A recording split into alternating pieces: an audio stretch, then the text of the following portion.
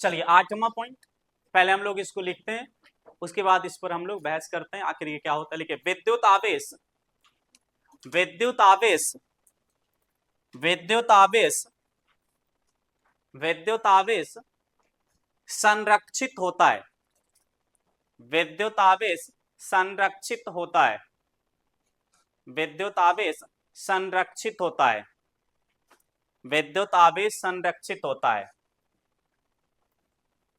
संरक्षित होता है। अर्थात अर्थात अर्थात किसी पृथक्कृत निकाय का, पृथक्कृत अलग अलग वस्तु, अर्थात किसी पृथक्कृत निकाय का, अर्थात किसी पृथक्कृत निकाय का, अर्थात किसी पृथक्कृत निकाय का, किसी पृथक्कृत निकाय का कुल आवेश, अर्थात किसी पृथक्कृत निकाय का कुल आवेश, कुल आवेश नियत रहता है, अर्थात किसी पृथक्कृत निकाय का कुल आवेश नियत रहता है। सुनिए इसके बारे में, हमने यहां पर, अच्छा इसमें सबसे ज्यादा बोल्ड फिगर आपको क्या दिखाई दे रहा है? संरक्षण, कि आवेश संरक्षित होता है। ये संरक्षित शब्द का क्या मतलब है? देखिए, संरक्षित शब्द हम उसी के पहले लगाते हैं जिसको ना तो हम उत्पन्न कर सकते हैं और न ही उसको नष्ट कर सकते हैं, यानी ना तो हम बढ़ा सकते हैं और न ही घटा सकते हैं। जैसे ऊर्जा को हम नहीं तो बढ़ा सकते हैं और न ही घटा सकते हैं, इसलिए ऊर्जा के पहले हम लोग क्या लगाते हैं? संरक्षण, कि ऊर्जा संरक्षित होता है, इसको हम उत्पन्न नहीं कर सकते और बर्बाद भी नहीं कर सकते हैं। पूरे ब्रह्मांड में यदि 1000 जूल ऊर्जा है तो कितना रहेगा? 1000 जूल ही रहेगा, ये बढ़ घट नहीं सकता है। बस हम एक रूप को दूसरे रूप में क्या कर सकते हैं? बदल सकते हैं। और इस पर हमने थोड़ा सा बहस करा था जब मैं डिस्चार्ज कंसेप्ट बता रहा था। चलिए, उसी तरह जिस तरह ऊर्जा संरक्षित होता है, उसी तरह मैं संरक्षण वर्ड किसके लिए यूज कर रहा हूँ? आवेश के लिए। आवेश भी संरक्षित होता है। इट मीन्स आवेश को भी ना तो हम उत्पन्न कर सकते हैं और नहीं नष्ट कर सकते हैं, बढ़ा और घटा नहीं सकते हैं। इस ब्रह्मांड में टोटल चार्ज जितना है उतना ही रहेगा, हम उसको बढ़ा घटा नहीं सकते हैं, इसलिए हमने यहाँ पर संरक्षण शब्द यूज करा है। चलिए, आपको दिमाग में याद रखना है, चार्ज को ना तो बनाया जा सकता है और ना ही खत्म किया जा सकता है। ये आवेश संरक्षण का सिद्धांत होता है, यानी टोटल चार्ज नियत ही रहेगा, वो बढ़ और घट नहीं सकता है। अब मैं पीछे का एक एग्जांपल आपको रिमाइंड करवा रहा हूं। मान लीजिए कि हमारे पास ये एक ऑब्जेक्ट है, ये देखिए हमारे पास ये एक ऑब्जेक्ट है, इस ऑब्जेक्ट का नाम है ए, और एक दूसरा ऑब्जेक्ट हमारे पास यहां पर है, इस ऑब्जेक्ट का नाम है बी। ए और बी दो ऑब्जेक्ट है हमारे पास, दो वस्तु है, और इसके बारे में मैं बोल रहा हूं कि ये उदासीन है, न्यूट्रल है। जो ही मैंने बोला ए और बी न्यूट्रल है, आपके दिमाग में क्या आया? हाँ, नेट चार्ज जीरो होगा। इन अदर वे, माइनस और प्लस की संख्या समान होगी, इलेक्ट्रॉन्स और प्रोटॉन्स इक्वल होंगे दोनों में। ये उदासीन है। यदि इसमें 20 प्रोटॉन है तो 20 इलेक्ट्रॉन होंगे, इलेक्ट्रॉन के पास नेगेटिव चार्ज। प्लस 20 में माइनस 20 को जोड़ेंगे तो नेट चार्ज, तो इसका नेट चार्ज क्यू नेट यानी टोटल चार्ज जीरो आ गया। ये भी न्यूट्रल है। इसमें भी number of electrons equal to number of protons. यदि इसमें 25 प्रोटॉन्स है तो 25 इलेक्ट्रॉन्स होंगे, तो इसका भी नेट चार्ज जीरो हो जाएगा। ठीक है, मैं ए के बारे में इंडिविजुअली पूछूंगा, ए का नेट चार्ज जीरो। बी के बारे में मैं इंडिविजुअली पूछ रहा हूं, इंडिविजुअली व्यक्तिगत रूप से अलग, बी का नेट चार्ज जीरो। अब मैं एक साथ पूछ रहा हूं, ए और बी का टोटल चार्ज कितना है? एक साथ। देखिए, ये वस्तु बी है, ये वस्तु ए है, दोनों को एक साथ जब हम बोलेंगे ना, उसको सिस्टम बोलेंगे, निकाय बोलेंगे। सिस्टम का मतलब होता है दो या दो से अधिक। तो ये क्या है? ए और बी निकाय है, पृथक्कृत निकाय है। देखिए, निकाय का मतलब बहुत सारे, एक बहुत बड़ी वस्तु जैसे पृथ्वी, बहुत सारे कणों का क्या है? निकाय। पृथ्वी एक कण है या कणों का निकाय है? कणों का निकाय। तो अर्थ भी निकाय है, सिस्टम है, लेकिन एक सिस्टम है। इस दोनों को एक साथ बोलेंगे तो ये भी निकाय कहलाएगा, सिस्टम कहलाएगा। क्या एक सिस्टम है ये? नहीं, ये पृथक्कृत निकाय है। यानी पृथक का मतलब क्या होता है? अलग। ये अलग अलग वस्तु है, इसलिए इसको कहेंगे पृथक्कृत निकाय। जब बहुत सारे वस्तुओं को एक साथ बोलते हैं तो उसको सिस्टम बोला जाता है, निकाय बोला जाता है, तंत्र बोला जाता है। तो ए और बी जो निकाय है, इसका टोटल चार्ज कितना है?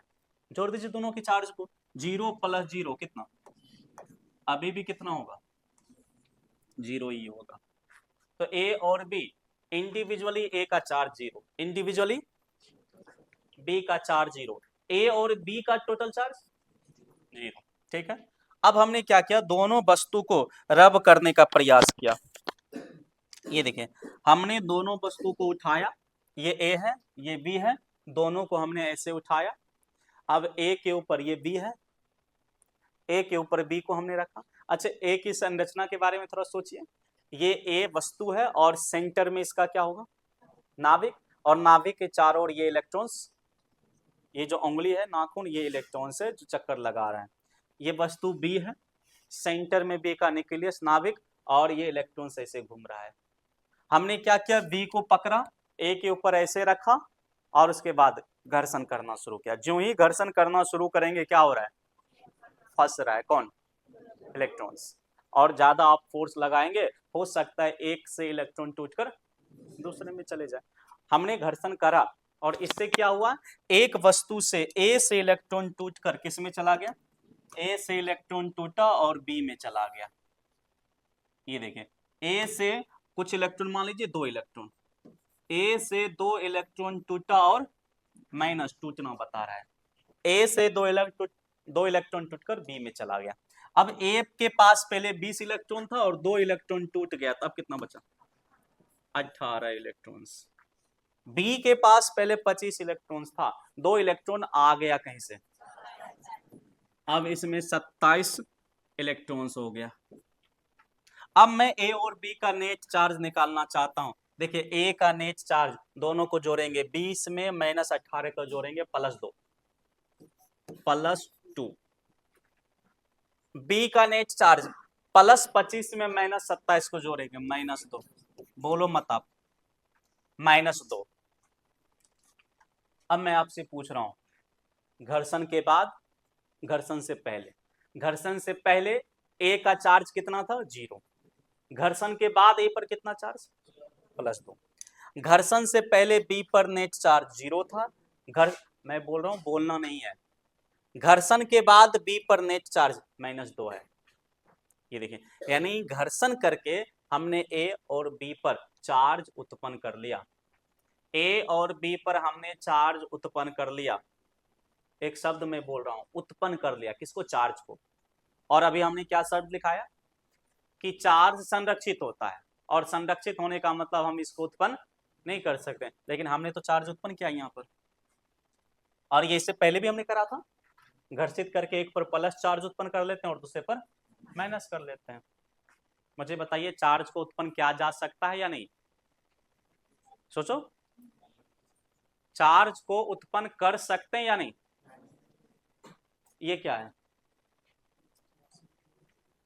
+2 उत्पन्न हुआ ना, चार्ज उत्पन्न हुआ या नहीं? तो चार्ज को उत्पन्न किया जा सकता है या नहीं? किया जा सकता है। यदि चार्ज को उत्पन्न किया जा सकता है तो फिर ये संरक्षित कैसे हुआ? इसका मतलब वो संरक्षित शब्द हमने लिखा है वो गलत है। बोलने दो, पागल भी हो आप, बोल दो। वो जो हमने संरक्षित शब्द लिखा है गलत है। यदि गलत रहता तो मैं लिखाता ही नहीं। देखिए, इस कॉन्सेप्ट को आप क्लियर कर लीजिए। आवेश संरक्षित होता है, उसको हम उत्पन्न नहीं कर सकते। मैंने एक शब्द वहां लिखाया, क्या? किसी पृथक्कृत निकाय का कुल आवेश, पृथक्कृत निकाय का। आपको इंडिविजुअल एक वस्तु को नहीं देखना है, आपको क्या देखना है? जो भी वस्तु दिया गया सभी वस्तु को वहां देखना है। ए पर +2 है, बी पर। अब मैं पूछ रहा हूं, घर्षण से पहले नेट चार्ज दोनों का क्या था? घर्षण के बाद दोनों का नेट चार्ज क्या है?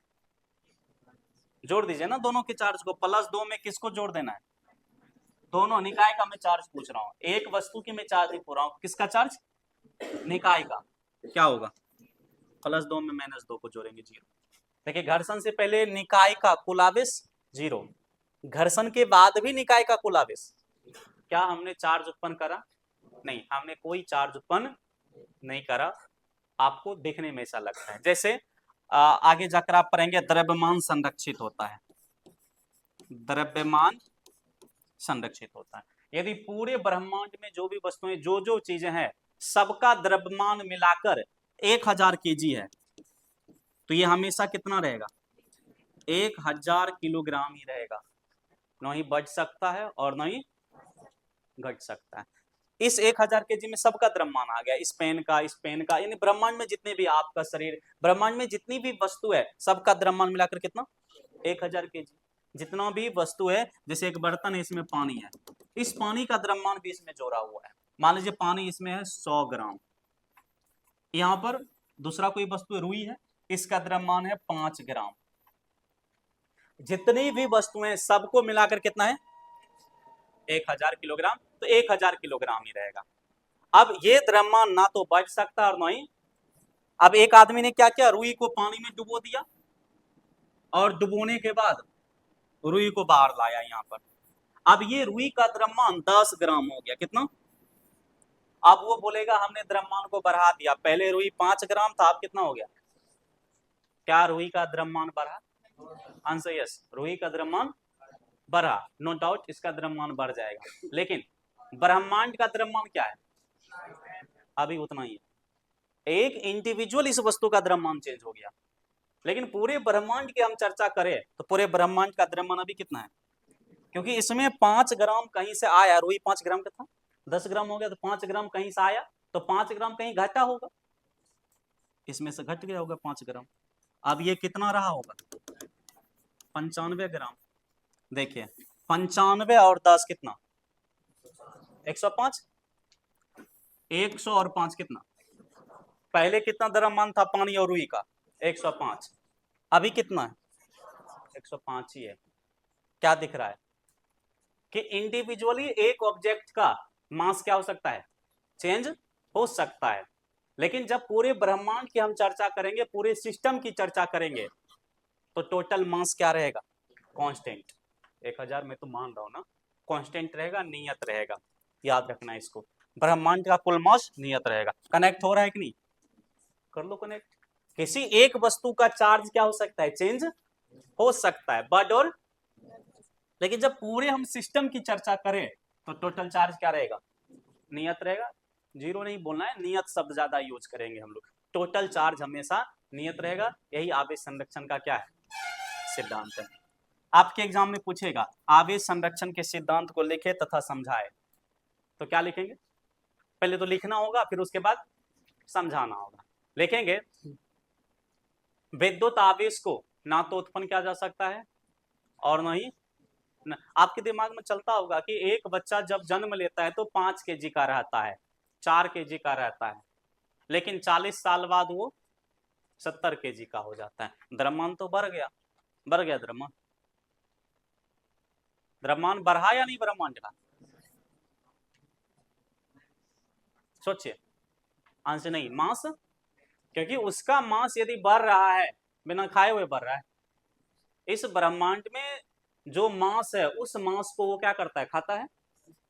मांस मैं नहीं बोल रहा हूं, मास बोल रहा हूं। द्रव्यमान, फल खाया या कोई भी वस्तु खाया, उस सब के सब क्या है? और उसी द्रव्यमान का थोड़ा थोड़ा हिस्सा उसके शरीर में क्या होता है? लगता है, उसका मास बढ़ता है। तो इसका मास बढ़ रहा है तो एक तरफ मास क्या हो रहा है?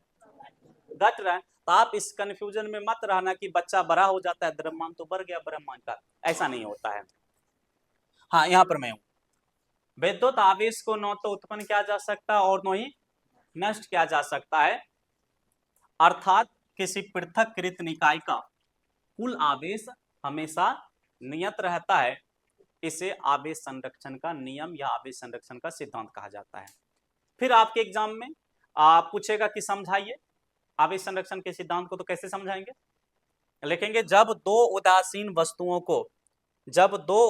वस्तुओं को आपस में घर्षित किया जाता है, तो दोनों वस्तुओं पर ठीक बराबर कहने का मतलब एक पर दो तो दूसरे पर भी दो, दोनों वस्तुओं पर ठीक बराबर किंतु विपरीत कहने का मतलब एक पर प्लस तो दूसरे पर। जब दो उदासीन वस्तुओं को आपस में घर्षित किया जाता है तो दोनों वस्तुओं पर ठीक बराबर किंतु विपरीत प्रकृति का आवेश उत्पन्न हो जाता है। जब दोनों वस्तुओं पर के आवेशों का कुल बीजगणितीय योग किया जाता है तो यह शून्य प्राप्त होता है, तथा घर्षण से पहले भी दोनों वस्तुओं का कुल आवेश शून्य ही था। अतः निकाय का कुल आवेश नियत रहता है, जो आवेश संरक्षण के सिद्धांत को दर्शाता है। इतना आपको लिख देना, ये हम लोग लिखेंगे भी, फेमस क्वेश्चन है, आपके एग्जाम में 2 बार पूछा हुआ है बिहार बोर्ड में कि आवेश संरक्षण के सिद्धांत को लिखे तथा समझावे। फिर से मैं फाइनल बोल देता हूँ, इसको हमें लिखना भी है। लिखेंगे विद्युत आवेश को न तो उत्पन्न किया जा सकता और न ही नष्ट करा जा सकता है, अर्थात किसी पृथककृत निकाय का, किसी वस्तु नहीं बोलेंगे, किसी पृथककृत निकाय शब्द हमें जोड़ना होगा, किसी पृथककृत निकाय का कुल आवेश हमेशा नियत रहता है।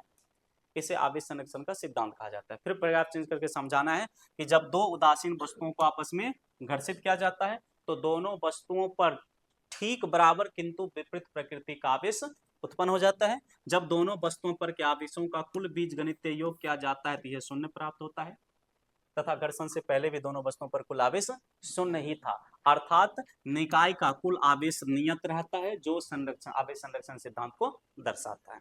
इतना हमें करना है। चलिए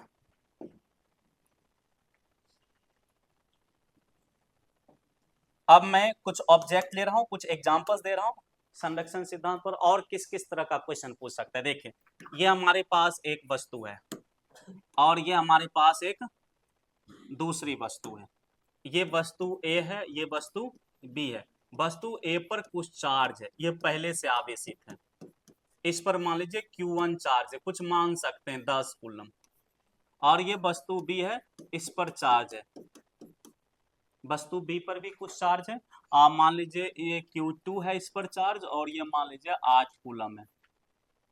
अब हमने क्या करा, दूसरा केस लिया। दूसरा केस में हमने क्या किया, वस्तु ए और बी को, ये वस्तु ए है और ये वस्तु बी है, दोनों को हमने जोड़ दिया। किससे? चालक तार से, कंडक्टिंग वायर से। चालक तार क्या होता है? इलेक्ट्रॉन के चलने का रास्ता होता है, जिससे होकर इलेक्ट्रॉन चलती है उसको हम क्या बोलते हैं? चालक बोलते हैं, कंडक्टर बोलते हैं। तो चालक तार से हमने दोनों को क्या कर दिया? जोड़ दिया। अब क्या होगा? विद्युत आवेश एक वस्तु से दूसरे वस्तु पर जाएगा। किससे किस पर जाएगा? दोनों चार्ज आवेशित उदासीन की यहाँ तो बात ही नहीं है, नहीं दिख रहा है, दोनों चार्ज है ना, इस पर भी चार्ज और दोनों को हमने कनेक्ट कर दिया। किससे? चार्ज किस पर जाएगा? खड़े होकर बता दो आप मुझे, और अपना कारण भी बताओ कि क्यों। है नॉलेज? ए से बी पर या बी से ए पर? सोचिए। लेकिन किसी से किसी पर तो जाएगा, या तो ए से बी या बी से ए। आपके पास नॉलेज है किससे किस पर जाएगा? चार्ज किससे किस पर जाती है? उच्च विभव से। तो पहले तो हमें ये डिसाइड करना होगा ए और बी में किसका उच्च विभव है और किसका विभव उच्च है। ए का। क्यों? क्योंकि उस पर 10 कूलम है। हाँ, ये बिल्कुल नहीं समझना है। तब आप कह रहे हो ए का चार्ज उच्च है, ए का विभव उच्च है, तो इसका मतलब चार्ज ए से कहां जाएगा? बी पर जाएगा। लेकिन प्रयोगशाला में हमने क्या देखा कि जब ए पर जो चार्ज है उसको मापा गया, ए पर के चार्ज को मापा गया, तो ये आया 12 कूलम। कितना कूलम? यदि ए से चार्ज गया तो ए का चार्ज क्या होना चाहिए? घट जाना चाहिए। लेकिन ए का चार्ज उल्टा क्या हो गया? बढ़ गया। इसका क्या मतलब? इसका मतलब चार्ज कहां से कहां आया होगा? बी से ए पर आया होगा। यही हुआ होगा ना? क्या ऐसा हो सकता है? देखिए, कॉन्सेप्ट आप क्लियर कर लो। बच्चा फंसा हुआ रहता है इस चीज में हमेशा कि चार्ज किससे किस पर जाएगा, कैसे जाएगा। सुन लीजिए, पानी की टंकी के एग्जांपल्स आप समझ लीजिए, उससे बेहतर क्लियर हो जाएगा आपको। ये हमारे पास एक पानी का टंकी है, ये देखिए पानी का बर्तन है और इसमें पानी भरा हुआ है, ऐसे कितना पानी 100 लीटर, और ये बर्तन ए है, और 100 लीटर पानी भरा होगा तो इसमें पानी की कुछ क्या होगी, हाइट होगी। इसमें मान लीजिए पानी की हाइट है 40 सेंटीमीटर, 40 सेंटीमीटर हाइट का पानी इसमें है, ठीक है। एक दूसरा बर्तन है हमारे पास, ये देखिए इसमें मात्र कुछ मान लीजिए 6 लीटर पानी भरा हुआ है, 6 लीटर, लेकिन इसमें जो पानी की हाइट है, इसमें जो पानी की हाइट है, ये देखिए ये ज्यादा है, 60 सेंटीमीटर है। देखिए इसमें 100 लीटर में पानी की हाइट कितना है, लेकिन इसमें 6 ही लीटर में हाइट कितना है, 60 सेंटीमीटर ऊंचा है पानी।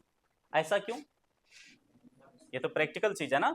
ऐसा इसलिए हो रहा है क्योंकि इस बर्तन का साइज छोटा है। साइज छोटा कहने का मतलब इसका एरिया कम है, एरिया कम है तो ये कहां जाएगा, ऊपर उठेगा। चलिए अब हमने क्या करा, दोनों बर्तन को इंटरकनेक्ट कर दिया, यानी एक दूसरे से जोड़ दिया पाइप से। अब पानी ए से किस में जाएगा, बी में, या बी से ए में। तो मुझे बताइए किससे किस में पानी जाएगा, किससे, बी से। ये वाला कॉन्सेप्ट लगाओ ना, इसमें तो ज्यादा पानी है ना, 100 लीटर है, तो पानी 100 लीटर वाले से किस में जाना चाहिए, 6 लीटर में। क्या अभी ये दिमाग में नहीं आ रहा है,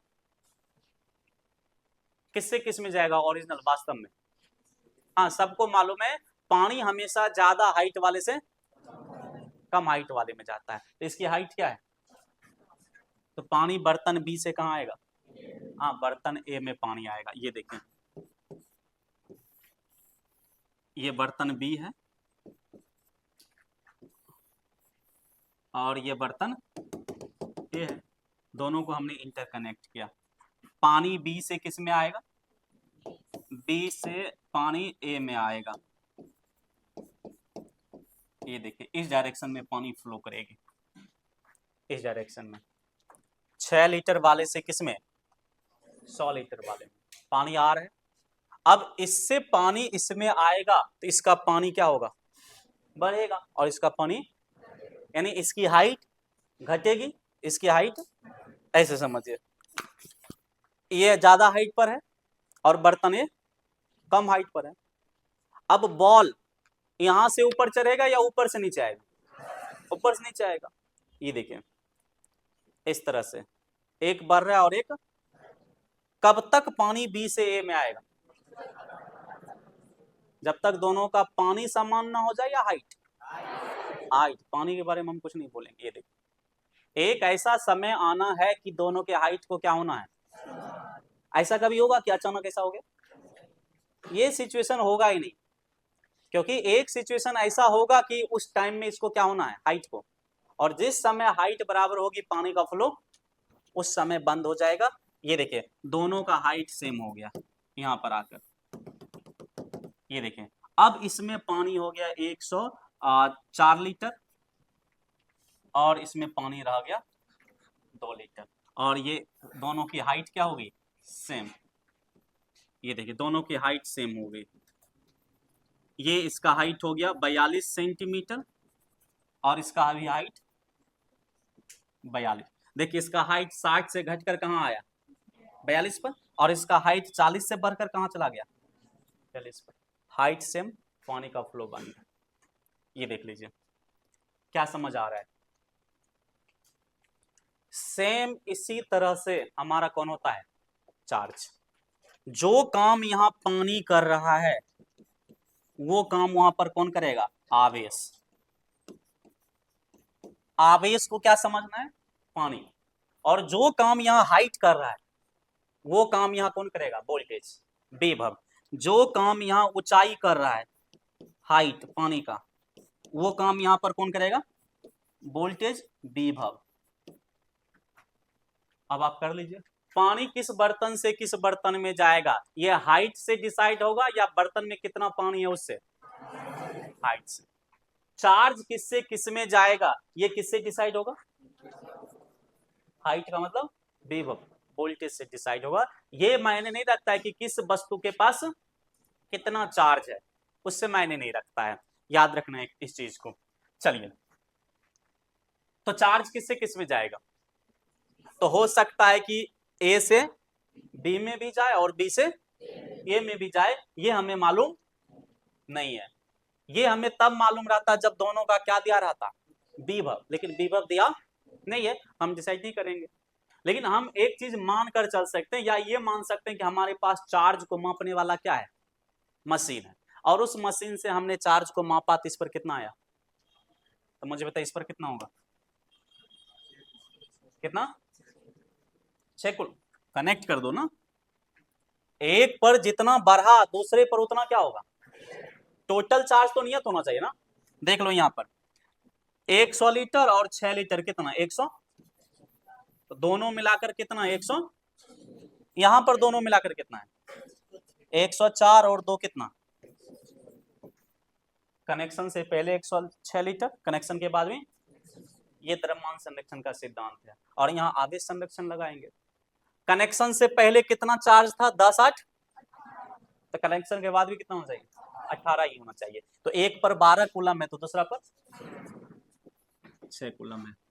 12 6 18, इधर भी 12 6 18, हिसाब आपका क्लियर है। लेकिन कहोगे नहीं इस पर हम 5 कूलम मानेंगे, तो 12 5, पहले था 18, अब हो गया 1 कूलम कहाँ गया? 1 कूलम का हिसाब देना पड़ेगा आपको कि 1 कूलम कहाँ गया, और चार्ज हम बर्बाद नहीं कर सकते हैं। तो इस पर कितना होगा? 12 6 18 ही रहेगा, क्योंकि इधर कितना है? 18। यह है आवेश संरक्षण का सिद्धांत।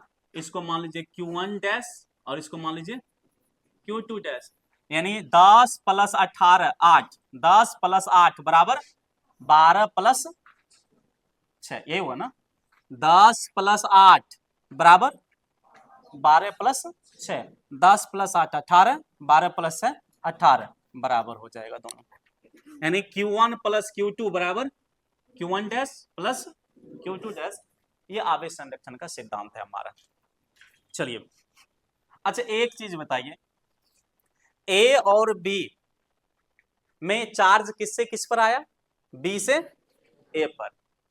किसका विभव उच्च रहा होगा? बी का। ए का विभव कम रहा होगा, इसलिए चार्ज इससे इस पर आया। अब हमेशा चार्ज इससे इस पर आता रहेगा या एक समय के बाद रुक जाएगा? आप ही मुझे बताओ कब रुक जाएगा?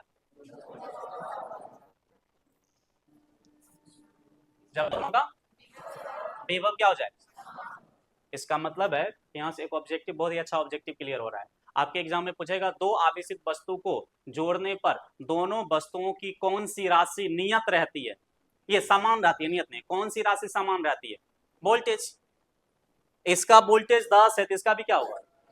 10 ही होगा। कुछ देर के बाद इसका वोल्टेज, इसका क्या था पहले? इसका वोल्टेज था 5 वोल्ट, इसका वोल्टेज था पहले 12 वोल्ट, इसलिए चार्ज बी से कहां आया? ए पर। तो ये ऐसे है, तो ये घटेगा और ये, क्योंकि चार्ज इस पर आएगा तो इसका वोल्टेज ऐसे। और ये देखिए कितना, 8.5 वोल्ट, 8.5 वोल्ट, 12 5 17 है ना, 8.5 8.5 17, दोनों का वोल्टेज समान होगा, चार्ज का चलना बंद हो जाएगा। तो यदि आपको ये क्वेश्चन पूछे दो आवेशित वस्तुओं को कनेक्ट करने पर दोनों वस्तुओं की कौन सी राशि नियत रहती है? वोल्टेज। दोनों की वोल्टेज ऑटोमेटिक एडजस्ट हो जाएगा, ऑटोमेटिक नियत हो जाएगा, इसको हमेशा याद रखना है। उसी तरह जिस तरह पानी के टंकी में क्या एडजस्ट हो जाता है? हाइट एडजस्ट हो जाता है। ये बहुत बड़ा क्वेश्चन है, आगे जाकर मैं इस पर और बहस करूंगा चैप्टर 2 में। दो वस्तु को कनेक्ट करने पर, दो आवेशित वस्तु हो या उदासीन वस्तु हो, इससे कोई फर्क नहीं पड़ता है, इसमें पानी हो या ना हो, जब हम जोड़ेंगे तो कब पानी का चलना रुक जाएगा? जब दोनों की हाइट समान हो जाएगा, जब दोनों का वोल्टेज सेम हो जाएगा तो चार्ज का फ्लो क्या हो जाएगा? रुक जाएगा। अब यहां से एक और क्वेश्चन बनता है कि एक वस्तु, दो वस्तु को कनेक्ट करने पर विद्युत धारा प्रवाहित नहीं होता है, इसका क्या कारण है? दोनों बिंदु का, दोनों वस्तु का क्या समान है? विभव। पॉलिटेक्निक 2005 में पूछा हुआ क्वेश्चन है। पॉइंट ए और बी को जोड़ने पर करंट फ्लो नहीं हो रही है, इसका अर्थ यह हो सकता है ए का विभव उच्च है, बी का विभव निम्न है, बी का विभव उच्च है, ए का विभव निम्न है, दोनों का विभव समान है, दोनों का विभव समान, इसका ये मतलब होगा। यदि समान नहीं रहता तो करंट क्या होती, फ्लो होती, चार्ज फ्लो होती, याद रखना इसको। मैं लिखाऊंगा भी ये सारी चीजें। तो यहां पर मैं क्या लिख सकता हूं, Q1 प्लस Q2 कनेक्शन से पहले, कनेक्शन के बाद Q1 डैश प्लस, आपस में क्या होगा, बराबर। ये देखिए क्यों, क्योंकि आवेश क्या होता है, संरक्षित होता है, ये बर्बाद नहीं हो सकता है। 106, यहाँ भी 106 लीटर। अच्छा, इस पर 12 कूलम है और इस पर, क्या ऐसा हो सकता है कि दोनों पर बराबर बराबर चला जाए, सोचे, ऐसा हो सकता है कि दोनों में बराबर बराबर पानी चला जाए। और यदि हम ऐसा करना चाहते हैं तो क्या करना पड़ेगा, क्या करना पड़ेगा, बर्तन का, हाँ, साइज बराबर करना पड़ेगा। थोड़ा बहुत तो दिमाग काम कर रहा है। दोनों बर्तन का साइज क्या कर दो आप, बराबर कर दो, दोनों में पानी भी बराबर हो जाएगा और हाइट भी सेम हो जाएगी। ये देखिए ए और बी जोड़ दीजिए। अब इसमें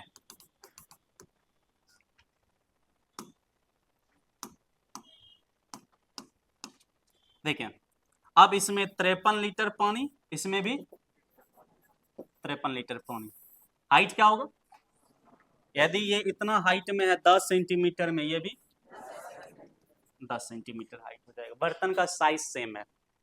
ये देखें, तो ये हाइट हो गया 10 सेंटीमीटर, इसमें भी हाइट, और इसमें पानी 53, इसमें भी पानी 53, 53 53 106, अभी भी इस पहले भी कितना होता है 106।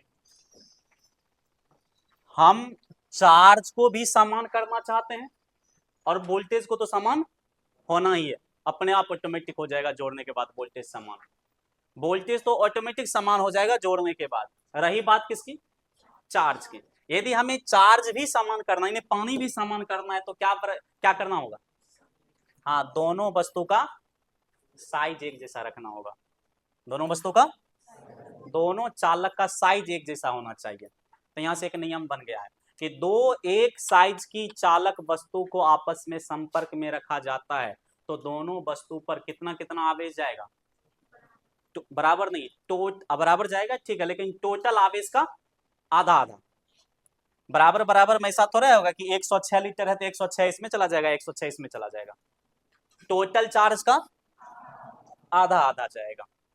चलिए मैं मान लेता हूं ये दोनों एक साइज की वस्तु है, तो मुझे बताइए कितना कितना, टोटल का आधा आधा, तो टोटल कितना है 10 8 18, 18 का आधा 9 इस पर और 9 इस पर चला जाएगा। लेकिन ये कब होगा, जब साइज सेम हो। ये सब आगे काम आएगा जब मैं न्यूमेरिकल्स बताऊंगा, और ये सब बेसिक नॉलेज है। बच्चा को, स्टूडेंट को समझ ही नहीं आता है कि चार्ज किससे किस में जाएगा और किससे किस में चार्ज जाएगा, ये किस आधार पर हम डिसीजन लेंगे। तो वो सोच लेता है एक के पास ज्यादा चार्ज है, एक के पास कम है, तो ज्यादा वाला में से कम वाला में चला जाएगा, और बनाकर जाता है, मिलता ही नहीं है, कंफ्यूजन बरकरार रहता है। तो आप इस एग्जाम्पल से इसको समझ सकते हो। चलिए फाइनली हमारे पास क्या आया बताइए। पहले तो ये आया कि दो आवेशी चालक को आपस में संपर्क करने पर दोनों चालकों की कौन सी राशि एक समान हो जाएगी, वोल्टेज। कुछ देर के बाद वोल्टेज क्या हो जाएगा, एक समान हो जाएगा। और चार्ज दोनों पर अलग अलग भी हो सकता है और समान भी हो सकता है। चार्ज समान कब होगा, जब दोनों ऑब्जेक्ट की साइज एक जैसा होगा। अब इसके बेसिस पर जेई वगैरह में सवाल पूछता है, नीट वगैरह में आपको सवाल पूछता है, कई दफा पूछा हुआ है। मैं एक क्वेश्चन आपको बता रहा हूं और आपको मुझे बतानी होगी उसका आंसर। ये वस्तु ए है, इस पर क्यू चार्ज है, ये वस्तु बी है, ये उदासीन है। दोनों को हमने क्या किया, चालक तार द्वारा जोड़ दिया, ए और बी को।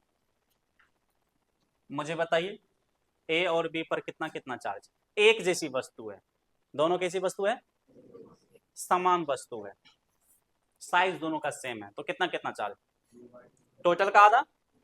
तो ए और बी का टोटल चार्ज कितना है, क्यू, क्यू प्लस 0 क्यू, तो टोटल का आधा इसको क्यू बाय 2, इसको भी क्यू बाय 2, आधा आधा।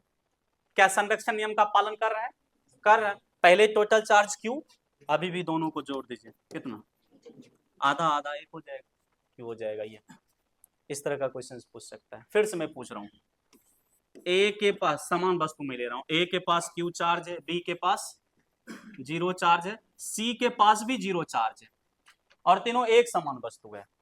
अब बी को ए के संपर्क में लाया गया, और फिर ए से हटाकर बी को कहां लाया गया, सी के संपर्क में, और फिर दोनों को हटा दिया गया, सी और बी को। अब बताइए सी पर कितना होगा और बी पर कितना चार्ज होगा, बताओ मुझे आप। पहले इस दोनों को देखिए, ए और बी का टोटल चार्ज कितना है, क्यों, जब दोनों को संपर्क में लाएंगे तो क्या होगा, क्यू बाय 2, क्यू बाय, चलिए ए के पास कितना आ गया, क्यू बाय 2, बी के पास कितना आ गया, क्यू बाय 2, और यही बी यहां गया किसके संपर्क में, तो बी जब सी के संपर्क में जाएगा तो कितना चार्ज लेकर जाएगा, क्यू बाई 2, क्योंकि ए से ये टच होकर उतना चार्ज लेकर जा रहा है, इसके पास क्यू बाई 2 चार्ज है, सी के पास 0, तो टोटल चार्ज कितना है, क्यू बाय, अब दोनों एक जैसी वस्तु है, दोनों संपर्क में आएगा तो टोटल चार्ज का आधा आधा, क्यू बाई 2 का आधा कितना होता है, क्यू बाई 4, तो क्यू बाई 4 इसको जाएगा और क्यू बाई 4 इसको जाएगा, ये देखिए, तो सी के पास क्यू बाई 4, बी के पास क्यू बाई 4, और ए के पास क्यू बाई 2, बाकी ये सब तो है ही वहां पर। ये देखिए, क्या ये संरक्षण नियम का पालन कर रहे हैं, देखिए पहले टोटल चार्ज कितना था, क्यू, पहले टोटल चार्ज क्यू था, अभी क्यू आता है, आ जाएगा, देखिए Q by 4, Q by 4, Q by 1/4, 1/4 आधा, और यहाँ कितना है, आधा आधा आधा कितना, 1, ये भी संरक्षण नियम का क्या कर रहे हैं, पालन कर रहे हैं। इसको हमेशा आपको याद रखना है, लेकिन ये आधा आधा तब करेंगे जब दोनों ऑब्जेक्ट का साइज सेम, यदि साइज सेम ना हो तो हम आधा आधा नहीं कर पाएंगे। फिर तब क्या करेंगे, मान लीजिए साइज सेम नहीं है, दो ऑब्जेक्ट का साइज सेम नहीं है, ये वस्तु ए है 10 कूलम चार्ज है, वस्तु बी है 2 कूलम चार्ज है, दोनों को जोड़ दिया गया है ए और बी को, कितना कितना चार्ज आएगा। एक चीज आप श्योर बोल सकते हैं, दोनों का वोल्टेज क्या होगा, सेम, ये तो आप बोल सकते हैं 10 वोल्ट एक का तो दूसरे का भी 10 वोल्ट, एक का 20 तो दूसरे का भी 20 हो जाएगा, लेकिन चार्ज कितना कितना होगा दोनों पर, मर जाओ 6 बोल रहे हैं, मैंने बोला कि समान वस्तु है,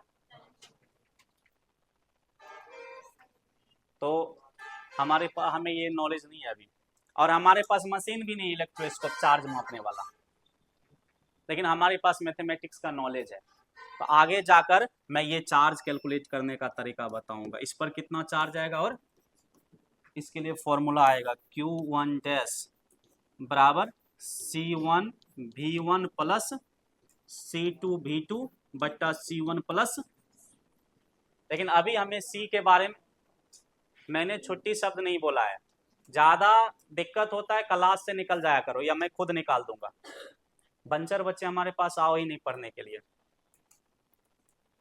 इस पर कितना चार्ज आएगा, इस पर कितना चार्ज आएगा, इसका फॉर्मूला मैं अभी नहीं बता रहा हूं, इसका फॉर्मूला आएगा दूसरा चैप्टर में, जब मैं विभव बताऊंगा, क्योंकि दूसरा चैप्टर का नाम विभव है, क्योंकि इसको पढ़ने के लिए हमें विभव की जानकारी होनी चाहिए, वोल्टेज की, और वोल्टेज शब्द अभी मैं पढ़ा नहीं रहा हूं, पहले चार्ज को देखेंगे तब आगे जाकर वोल्टेज को हम लोग देखेंगे। देखिए तो एक क्वेश्चन हमारा क्या होगा, आवेश संरक्षण के सिद्धांत को लिखे तथा समझावे, आवेश संरक्षण के सिद्धांत को लिखे तथा समझावे, आवेश संरक्षण के सिद्धांत को लिखे तथा समझावे, आवेश संरक्षण के सिद्धांत को लिखे तथा समझावे, आवेश संरक्षण क्वेश्चन करके लिखे, आवेश संरक्षण के सिद्धांत को लिखे तथा समझावे। आवेश संरक्षण सिद्धांत को लिखे तथा समझावे। तो मैंने समझा दिया इसको, बस लिखना बाकी है। कल मैं इसका आंसर लिखा दूंगा, आगे बढ़ूंगा कल में।